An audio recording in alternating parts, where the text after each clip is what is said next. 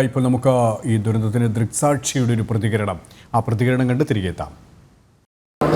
എൻ്റെ മോനെ ഭയങ്കര സൗണ്ട് കേട്ടു രാത്രി 2 മണിയാകുമ്പോൾ. അപ്പോൾ അച്ഛനും മോനും എണീറ്റ് താഴോട്ട് പോയി. എന്താ അവരുടെ സ്ഥിതിഗതികൾ അറിയാമെന്ന് പോയപ്പോൾ അവൻ്റെ പിന്നാലെ ഞാൻ എൻ്റെ കൂട്ടുകാരത്തെയും കൂടെ പോയി.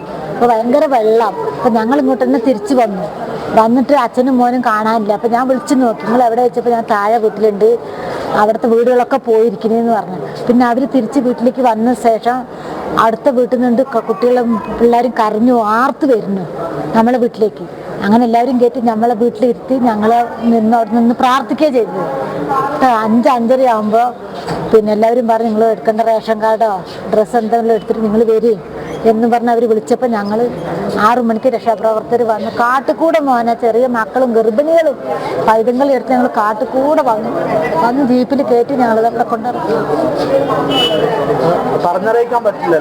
വേദന അനുഭവം ആദ്യമായിട്ട് അങ്ങനത്തെ ഒരു അനുഭവമാണ്. പക്ഷെ നമ്മളെ വീടിനൊന്നും പറ്റിയിട്ടില്ല. അവിടെ നിൽക്കാൻ സേഫ് അല്ല, പാലങ്ങളില്ല.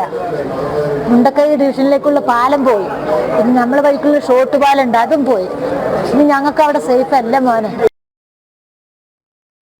പുലർച്ചെ 2 മണിയോടെയാണ് ഇത്തരത്തിലുള്ള ഒരു വലിയ അപകടം, വലിയ ദുരന്തമുണ്ടായതിനാണ് ദൃക്സാക്ഷി പറയുന്നത്. അവർ സുരക്ഷിതമായി ഇപ്പോൾ സുരക്ഷാ ഉദ്യോഗസ്ഥർ, സുരക്ഷാ ദൗത്യ സംഘം അവരെ, ആ കുടുംബങ്ങളെ സുരക്ഷിതമായി എത്തിച്ചിരിക്കുകയാണ്.